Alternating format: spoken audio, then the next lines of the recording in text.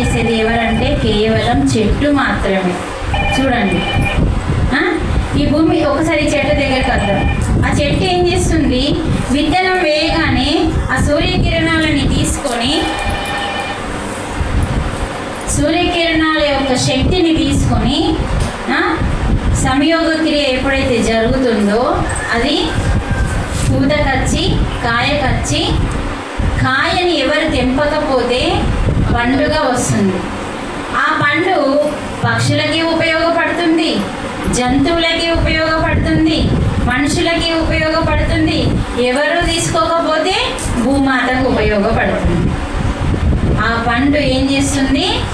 చక్కగా రాలిపోతుంది. అంటే ఈ చెట్టు అన్ని జీవులకు ఉపయోగపడేది కాబట్టి చెట్టు చాలా గొప్పది. చూడండి, చెట్టుని చూసి మనం ఎన్నంటే అన్ని నేర్చుకునే తత్వం దాంట్లో ఉంటుంది. చెట్టు ఎప్పుడు మీరికి ఎదుగుతుంది. మొక్క అంటే మూలాధారంలో మనం పెడితే, అంటే భూమిలో మనం పెడితే ఏమవుతుంది? మీరికి పోయింది. అలాగే మన మూలాధారంలో ఉన్న శక్తి మీరికి లేవాల, అర్థమైంది? ఇక్కడికి రావాల. ఇక్కడ లేదు శక్తి. ఇక్కడుంది మూలాధారంలో, మల విసర్జన రంధ్రం దగ్గర మూలాధారం అనే చక్రం ఉంటుంది. అక్కడ వినాయకుడు అమ్మవారు ఉంటారు. ఆ స్థానం, వినాయకుని స్థానమే మూలాధారం. అందుకనే ముఖ్యమైన పూజ. మనం పొద్దున లేచి అంటే ఏడికి పోతాం? మల విసర్జనకి వెళ్తాం. అంటే మొట్టమొదటి పూజ శరీరంలో జరగకపోతే ఏ పని చేయనియదు. చేయనిస్తుందా? ముందు అక్కడికి వెళ్తాం.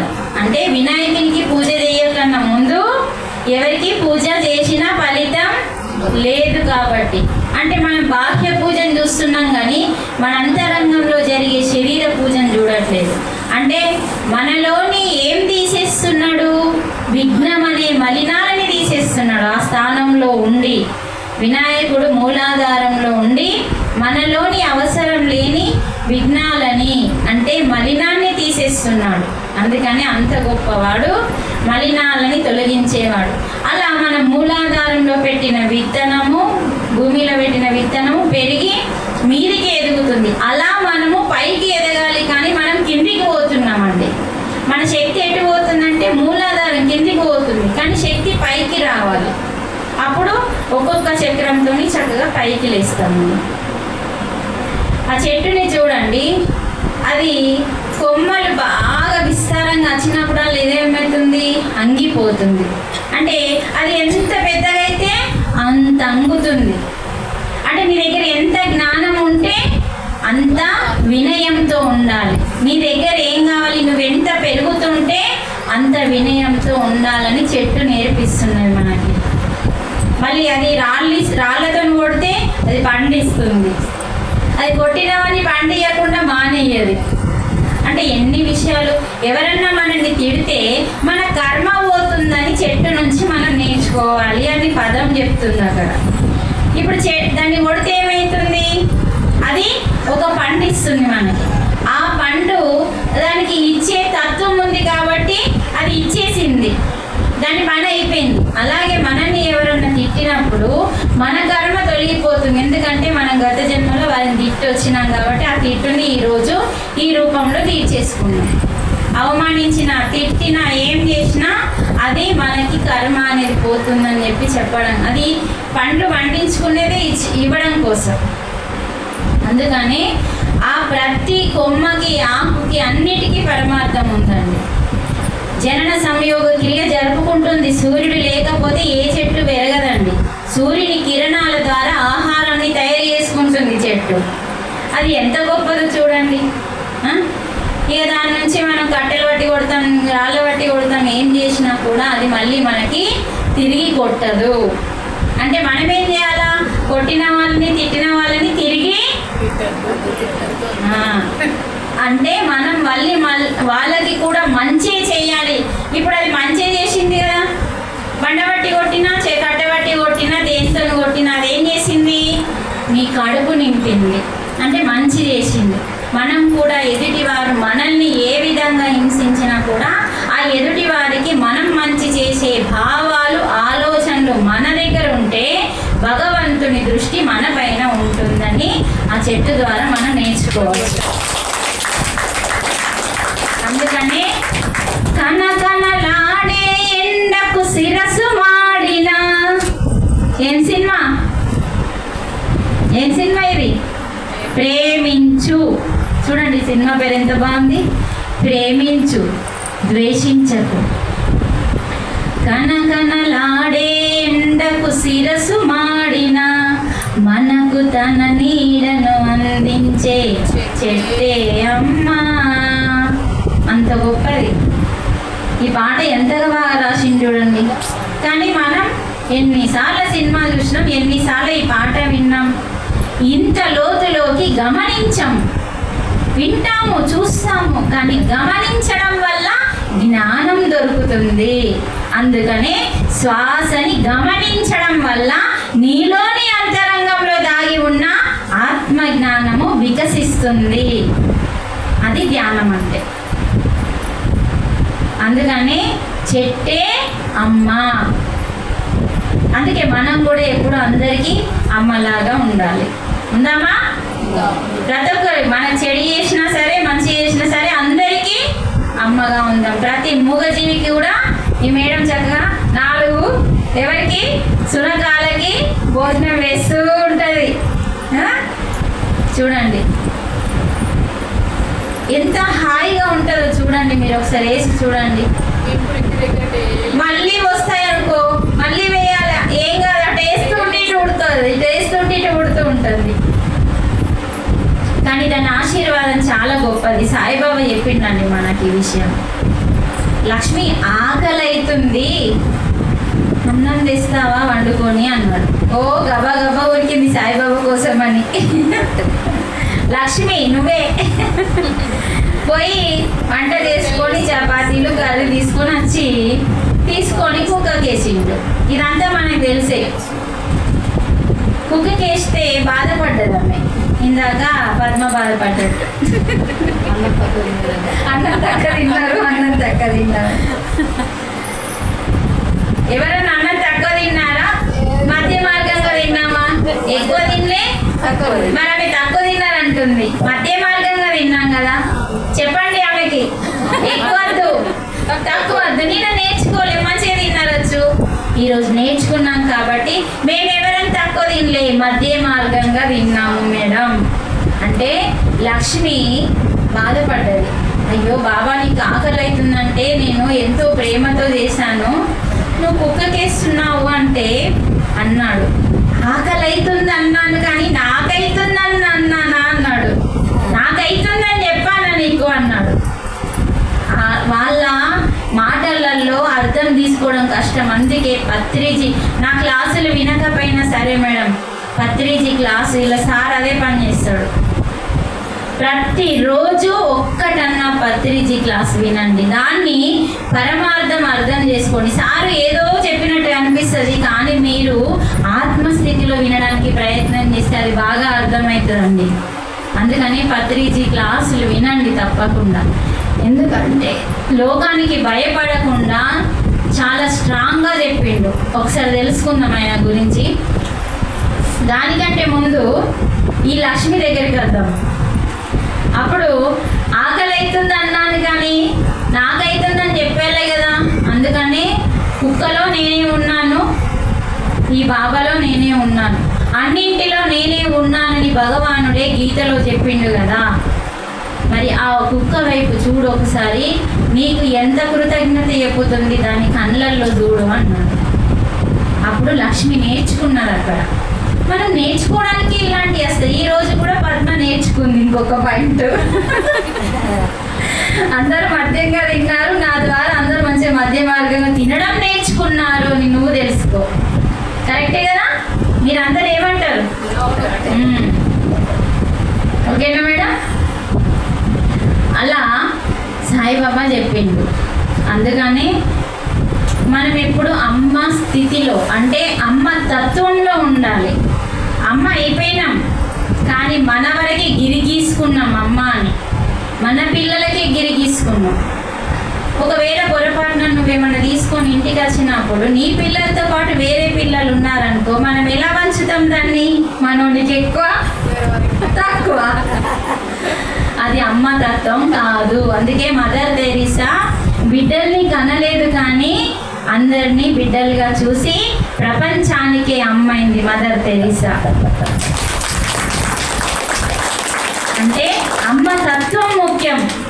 న్యూటన్ లక్ష్మీ మేడంలు అమ్మ కాలేదు కానీ అమ్మ తత్వం ఉంది ఆమె లోపల. అలాగే పత్రి వాళ్ళ పెద్ద పాప కూడా అమ్మ కాలేదు కానీ అమ్మ తత్వం ఉంది వాళ్ళ లోపల. అమ్మ అవ్వడం గొప్ప విషయం కానే కాదు. అందుకని కంటేనే అమ్మ నీ అంటేలా పాడండి. కంటేనే అమ్మ నీ అంటేలా కరుణించే కడుపు తీపి లేని అమ్మ బొమ్మే కదా, రాతి బొమ్మే కదా. కంటేనే అమ్మ నీ అంటేలా కరుణించే ప్రతి దేవత అమ్మే కదా. ఇంకా కన్నా అమ్మే కదా. కరుణించే ఈ పాయింట్ పట్టుకోవాలి మళ్ళా మనం. కంటేనే అమ్మ కాదు, కరుణించే ప్రతి దేవత అన్నారు. ఈ రెండు పాయింట్లు చాలా ముఖ్యమండి. కరుణ ఉన్న వాళ్ళందరూ ఎవరట? దేవతలు. కరుణించే ప్రతి తల్లి దేవత. అంటే మన లోపల ఏముండాలా? ఉన్నది మన లోపల కరుణ, కానీ మన లోపల ఇంకొకటి ఉంది, అది అడ్డం వస్తున్నది దానికి. కరుణకి అసూయ, ద్వేషము, ఈర్షలు, పగలు ఇవన్నీ ఏం చేస్తున్నాయి? మనలోని దయకి, మనలోని కరుణకి, మనలోని శాంతానికి, మనలోని ప్రేమకి అడ్డం వస్తున్నాయి. కాబట్టి వాటిని తొలగించడమే ధ్యానం. వాటిని తొలగించడమే దేహాన్ని శుద్ధి చేయడం, దేవాలయాన్ని. అందుకనే మనము ఏవైతే రాక్షస గుణాలతో ఉన్నామో వాటిని తొలగించడమే ధ్యానం.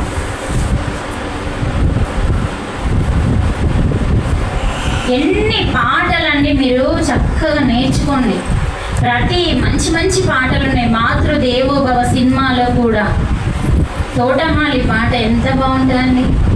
మౌనంగానే ఎదగమని మొక్క నీకు చెబుతుంది. పాట పాడడం ముఖ్యం కాదండి, పాటకి డ్యాన్స్ చేయడం ముఖ్యం కాదు. ఆ పాటలో ఏం నేర్చుకోవాలి నేను, మనం ఎలా ఎదగాలి, ఎన్ని ఆటంకాలు వచ్చినా, ఎన్ని అవమానాలు వచ్చినా నోరు మూసుకొని మౌనంగా మనం ఎదగాలి. అంటే ఎదగడం అంటే శరీరం పెద్దం కావడం కాదు, శరీరం పెరగడం కాదు. ఎదగడం అంటే జ్ఞానంలో ఎదగాలి. జ్ఞానం ఎవరైతే తీసుకోవడానికి, ఎదగడానికి ఉంటారో వారికి అన్నికి ఆటంకాలు వస్తూ ఉంటాయి. ఎందుకంటే ఆటంకాలు రాకపోతే ఎవరు ఎదగరు. ఎన్నిసార్లు కొడతావు నన్ను అన్నదట ఒక శిల్పిని ఒక బండ. ఒక శిల్పి, ఒక కళాకారుణ్ణి నన్ను ఎన్నిసార్లు కొడతావు, ఎంత బాధ పెడతావు అన్నారట. చూసారా? అసలు ఒక శిల్పి మనకిచ్చిన సందేశం ఏంటిదంటే, ఆ బండని, ఆ కట్టెని, ఒక బండని తెచ్చి ఆయనలో అద్భుతమైన టాలెంట్ ఉంటుందండి.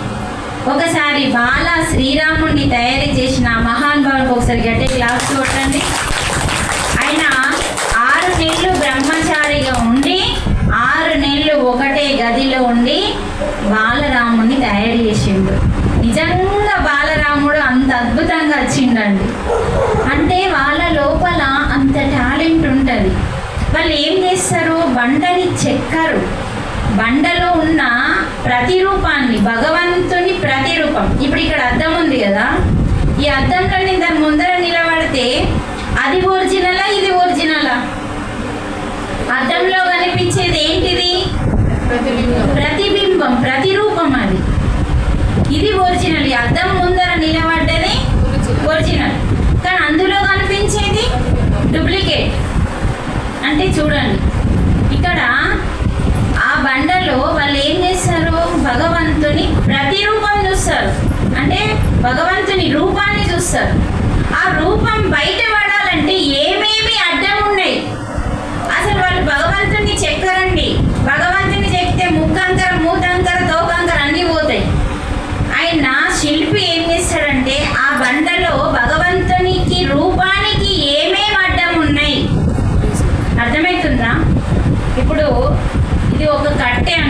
ఒక బండనే అనుకోండి. దీని లోపల వాళ్ళు మామూలుగానే ఉంటుంది, దీన్ని చూస్తారు. దీని లోపల ఆ కళాకారుడికి అంత టాలెంట్ ఉంటుందండి, చూసే తత్వం ఉంటుంది ఆయనకి. దీని లోపల భగవంతుడు రూపం రావాలి అంటే ఎక్కడ చెక్కేస్తే భగవంతుని రూపం బయటకు వస్తుంది అంటే ఏం చెక్కేస్తున్నాడు ఆయన? భగవంతుని రూపానికి అడ్డంగా ఉన్న బండని చెక్కేస్తున్నాడు, చెక్కని చెక్కేస్తున్నాడు.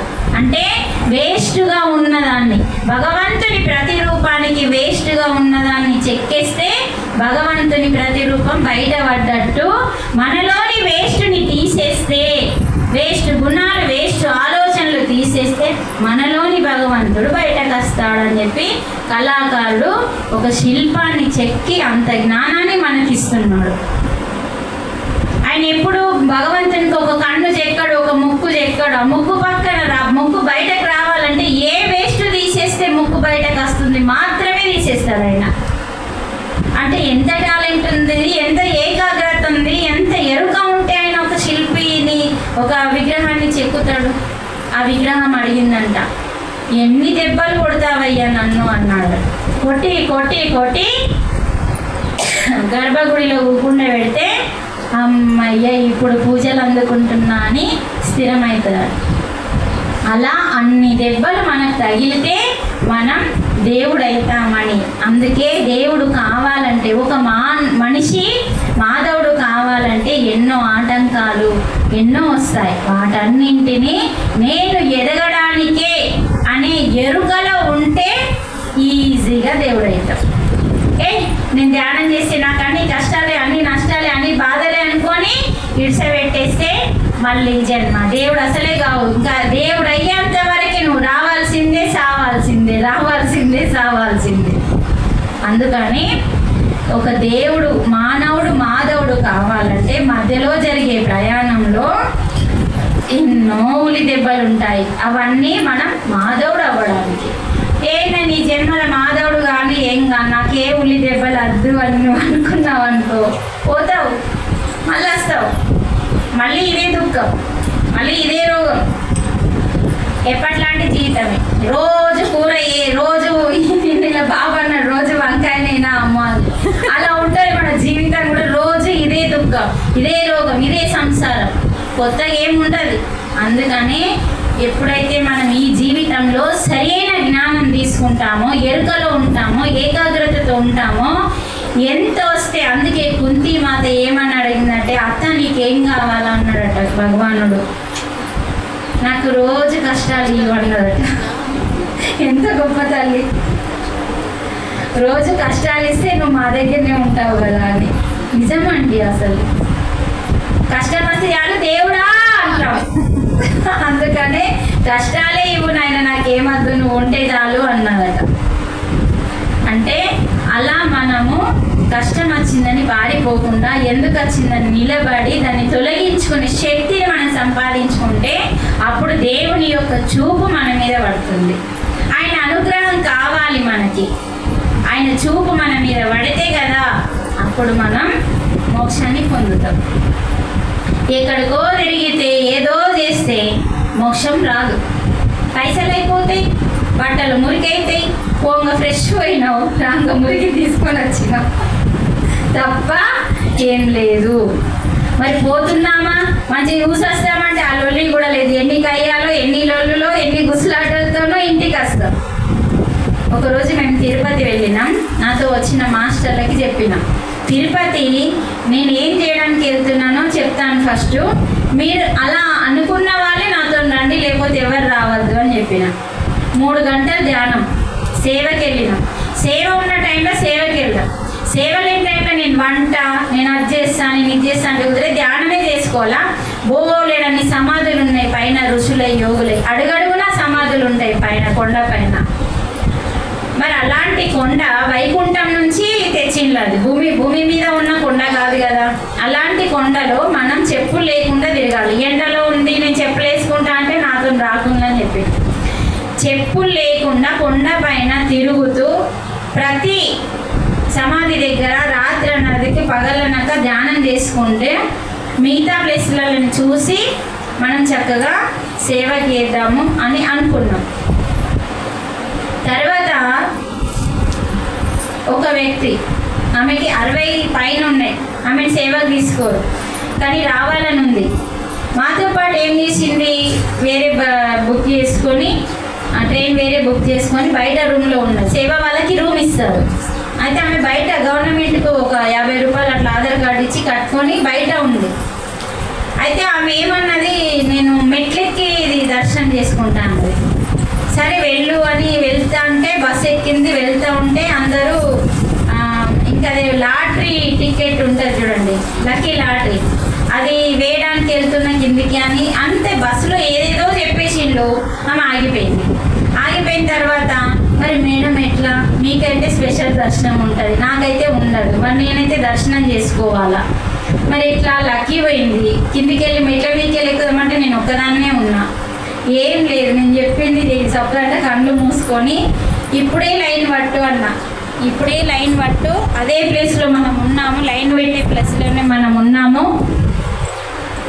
లైన్ పట్టు అంటే ఏమన్నా తెలుసా, నా దగ్గర వాటర్ బాటిల్ లేదు, చెప్పులు లేవు, స్కార్ఫ్ లేదు, ఇంకా మళ్ళీ హుండీలో వేయడానికి డబ్బులు తెచ్చుకున్న అవి లేవు, నా దగ్గర ఏమీ లేవు మేడం, నేను ఎట్లా పోవాలని బాధపడ్డది. సరే నీ ఇష్టము, నేను చెప్పింది చేస్తే నీకు కరెక్ట్ దర్శనం జరుగుతుంది, లేకపోతే నువ్వు అన్నీ తెచ్చుకోవడానికి మళ్ళీ రూమ్కి వెళ్ళు అని అన్నా. ఏమి ఆలోచించకుండా భగవంతుని మీద నమ్మకంతో నాకు అది లేదు, ఇది లేదు, ఏది లేదు అని అనుకోకుండా చక్కగా లైన్ పట్టిపో అంటే ఇష్టం లేకుండా పోవడానికి పోయింది. నా మాటని కాదని లోపలికి వెళ్ళి లైన్ పట్టింది. కరెక్ట్ తొందరగా రూమ్లోకి వెళ్ళింది. రూమ్స్ ఉంటాయి కదా కూర్చోడానికి, ఆ రూమ్లలో బాగా టైం తీసుకుంటారు కూర్చోడానికి. అంటే మేము సేవకి వెళ్ళినాం కదా, దాదాపు అందులో కొందరు 6 గంటలు, 18 గంటలు, ఇంకా 24 అవర్స్ కూడా కూర్చున్న టైంలు ఉంటాయి. ఆ రూమ్లోనే ఉండాలి వాళ్ళు, కానీ ఆహారం, బాత్రూమ్స్ అన్ని సవలతులు ఉంటాయి. కానీ ఆమె ఎంత అయిష్టంతో వెళ్ళిందో, ఆమెకి చక్కగా లైను మొత్తము మేడం చెప్పింది కదా అని పోతున్నాను పోయింది కదా, పోయిందైతే తొందరగా ఆ రూమ్ దొరికింది. ఆ రూమ్ దొరికిందంటే నేను ఏం చేయమని చెప్పినా, ఎవరితో ముచ్చట్లు పెట్టకు, ఆ పరమాత్మ మీద పూర్తి భరోసాతో ఈ కొండ పైన ఉన్నావు, నువ్వు ధ్యానంలో కూర్చో అని చెప్పిన. కరెక్ట్ 3 గంటలు ధ్యానం చేసిందట. ధ్యానం ఎక్కువ చేస్తుంది. 3 గంటలు ఒక పక్క కూర్చొని ధ్యానం చేసిందట. ఆ గుడిలో ఏ విధంగా ఉన్నాడో మన వెంకటేశ్వరుడు ధ్యానంలో సాక్షాత్తు ఆ వెంకటేశ్వరుడు ధ్యానంలో కనిపిస్తున్నాడు. కనిపించి మొత్తం ఇట్లా పైనుంచి ఇట్లా కిందికి వస్తున్నదట, మొత్తం చూపిస్తున్నాడట. ఒక పిల్ల వచ్చి ఒడిలో పడ్డదట. అంటే ధ్యానంలో డిస్టర్బెన్స్ అయింది. ఆమె గుడి లోపలికి వెళ్ళకన్నా ముందే ధ్యానంలో వెంకటేశ్వరుని దర్శనం చేసుకున్నది. చేసుకున్న అవసరం లేదు, 3 గంటలే ఉన్నదట. చూడ అదృష్టం రాదండి వాళ్ళకి. 3 గంటలు అంటే మధ్యాహ్నం 1 గంటకి బయలుదేరి తిరిగి ఆ 3 గంటల రూమ్లో కూర్చోగానే కథం రాత్రి 12 గంటలకి దర్శనం అయింది. అసలు అంత తొందరగా ఎవరికి దర్శనం కాదు. రాత్రి 12 గంటలకి జనాలు ఎక్కువ లేరంట. సూపర్ దర్శనం అయిందంట. ధ్యానంలో ఎట్లా కనబడ్డాడో అట్లా స్పష్టంగా ముందు ధ్యానంలో చూసుకున్నది, నిజమైన వెంకటేశ్వరుని చూసుకున్నది. అట్లా ఆమె ఆడ ధ్యానం చేసుకొని ఆ ధ్యానంలో చేసుకుంటే నిజంగా కనిపిస్తారని. అందుకే మనకి పత్రిజీ ఎందుకు చెప్తున్నాడు, మనకి అక్కడ ఉన్నాయని అక్కడికి వెళ్ళి చూడాల్సిన అవసరం లేదు, నీ ఇంట్లో కూర్చొని నీ లోపల ఉన్న వెంకటేశ్వరుని చూసుకో అన్నాడు. అప్పుడు వచ్చి గట్టిగా కౌగులించుకునేది పన్నదాన్ని. నేనేమో అన్నా ఒకటేగా 12 దర్శనం అయితే తొందరగా బయటకు వస్తారు. వచ్చి గట్టిగా కౌగులించుకుంది. ఇంకా దర్శనం కాలేదేమో, నన్ను ఇంత తిడుతుందో అని నేను అనుకుంటున్నా. అబ్బా మేడం నువ్వు చెప్పినట్టు ఇంత అసలు మాకే కష్టం రాదు. ఈరోజు విన్నానైతే నిజంగా నేను నాలోనే వెంకటేశ్వర స్వామిని చూసుకొని తొందరగా దర్శనం దొరికింది మేడం. దొరకదనుకున్న నేను దొరికింది. స్కార్ఫ్ పెట్టిపోయింది, నీళ్ళ బాటిల్ ఎట్టిపోయింది, ఏ పైసలు అయితే బాగా డబ్బులు తెచ్చుకుంది మేడం. భగవంతుడు ఈ పైసలని ఆశించేవాడైతే మీ పైసలు నువ్వు లేకన్నా ముందే దర్శనం జరిగింది కదా. భగవంతుడు ఆ హుండీకి ఇంపార్టెంట్ ఇవ్వమని చెప్పలేదు, బయట ఎవరు కష్టాల్లో ఉన్నారో వాళ్ళకి ఇవ్వమంటాడు మేడం. అందుకే నువ్వు తెచ్చుకున్నా కూడా నీ పైసలని హుండీలో పడలే. అది తెలుసుకున్నదనే సత్యం. ఇలాంటి ఎన్నో మన జీవిత పాఠాలు ఉంటాయండి. ఒకరోజు ఒక పేదవాడు కొడుకు, కోడలు, భార్య, ఒక పేదవాడు, నలుగురు ఒక ఇంట్లో. అసలు వాళ్ళకి భోజనం ఉండదండి. ఏదో అన్ని పంటలు అయిపోయాక అట్లా వెళ్ళి 4 గింజలు ఏరుకొచ్చుకొని వాటిని దంచుకొని అలా అంబలు కాసుకొని తింటాము అని ఇట్లా వండుకొని 4 ఇస్తార్లలో వడ్డించుకున్నారు. అంత ఇంత చిన్న, అంతే, ఇంత కాదు, అర్థమవుతుందా? ఇంతే దొరికింది వాళ్ళకి. దీన్ని ఎంతమంది పంచుకున్నారు? 4 పంచుకున్నారు. మంచికి ఇంత పిడికెడ వచ్చింది. 4 ఇస్తార్లలో పెట్టుకొని కూర్చున్నాడు. ఒక బ్రాహ్మణుడు ధర్మాందేహి అని వచ్చిండు. వచ్చంగానే ఈ పేదవాడు వెళ్ళి ఆయనకు సంబంధించింది వేసిండు. నాకు ఆకలి తీరలే అనబట్టి భార్య వచ్చేసింది, కొడుకు వచ్చేసింది. ఇదంతా వివరించాలి కానీ వివరించట్లేదు. ఎవరెవరు ఎందుకు వేయాలన్నది కూడా దాంట్లో ఉందండి. కొడుకు ఎందుకు వేయాలి, కోడలు ఎందుకు వేయాలి, భార్య ఎందుకు వేయాలి, అన్నీ స్పష్టంగా ఉన్నాయండి దాంట్లో.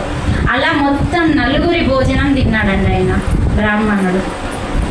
అంటే ఎన్నో రోజుల నుంచి ఆకలితో మలమలలాడిపోతున్న టైంలో ఇంత దొరికితే ఈ భోజనం కూడా దక్కలేదని చెప్పి నీళ్లు తాగి ఆ భోజనాన్ని బ్రాహ్మణ్కి దానం చేసి ఎప్పుడైతే నిలబడ్డారో ఆయన ముందట, అప్పుడు పాదాలు కడుగుతుంటే ఆ బ్రాహ్మణుడు యమధర్మరాజుగా మారిపోయిందండి.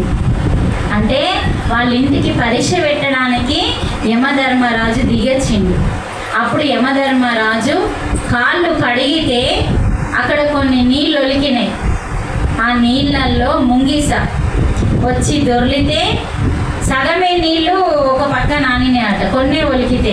కాళ్ళు కడగంగా కొన్ని నీళ్ళు అందరు జల్లుకోగా కొన్ని నీళ్ళు ఉన్నాయట. అంటే 4 నీళ్ళు జల్లుకున్నాక కొన్ని నీళ్ళు ఉంటే ఆ నీళ్ళల్లో ఇట్లా ఇట్లా మెసిలితే 1 సైడ్ మొత్తం బంగారంగా మారిపోయిందట. ఆయన చేసిన దానం అంత గొప్పది.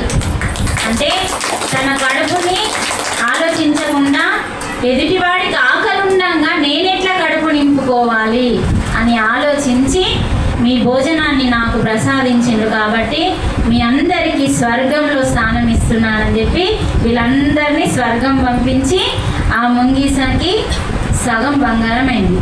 మరి ఇలాంటి దానకర్ణుడు ఇంకెక్కడున్నాడో వెతుక్కుంటా నేను మొత్తం బంగారం కావాలనేది ఏం చేస్తుంది? అన్ని ప్రాంతాలు తిరుగుతుంది. తిరగంగా ధర్మరాజు రాజసూ యాగం చేస్తున్నాడు. రాజసూ యాగంలో 1,00,000 ఆవులు, గోవులు, ఇంకా 1,00,000 దానాలు ఏమేమో చేస్తున్నాడు. అది అంత చిన్న అన్నదానానికి నేను బంగారంగా మారిపోయినా. మరి ఇక్కడ ఇంత పెద్ద చేస్తున్నాడు, మరి ఇంకా నేను ఈజీగా బంగారంగా అయిపోతా అని వచ్చిన తర్వాత ఇక్కడ ఏమైంది? అక్కడ పడిన నీళ్ళల్లో అయితే రాజసూ యాగం యొక్క గొప్పతనం కూడా తెలుసుకోవాలి, అక్కడ ఏం జరుగుతుందన్నది. అయితే అక్కడ ఏమైంది? అక్కడ పడిన నీళ్ళల్లో దొర్లింది, బంగారం కాలే. ఇది ఇంత పెద్దది కదా, కొన్ని లక్షల కోట్ల మంది భోంచేస్తున్నారు. మరి ఆవులు దానం చేసిండు, ఎన్నో దానం చేసిండు. కానీ ఆ యొక్క రాజసు యాగంలో ఏం జరిగింది అని తెలుసుకుంటుంది. ఏం జరిగిందంటే జంతు బలి జరిగింది. ఇది అసలైన విషయం. ఏం జరిగింది? ఏ యొక్క అశ్వమేధ యాగాన్ని రాజ్యమంతా తింపుతారో 1 సంవత్సరం పాటు ఆ యొక్క గుర్రాన్ని చంపుతారు. అక్కడ చంపి యజ్ఞం చేస్తారు. ఎక్కడైతే జంతు బలి జరుగుతుందో ఆ యాగం ఫెయిల్ అవుతుందని చెప్పి అక్కడ వాళ్ళు శ్రీకృష్ణ భగవానుడు ఆ యొక్క ముంగీసకి చెప్తున్నాడు. మరి నేనే చేశానన్న అహంతో ఇంత గొప్ప యాగం ఎవరు చెయ్యలేరు, నేనే చేశానని చెప్పి చెప్పుకున్నాడు. ఒకటి, జంతు బలి జరిగిందని చెప్పి ఈ యాగం గొప్పతనం లేదు అని ముంగీస వాళ్ళని దూషించిపోయింది. ఇప్పుడు ఇక్కడ మనం అర్థం చేసుకోవాలి. అంటే ఒక యాగం కోసం, అందుకని శ్రీరాముడు మళ్ళీ మనకి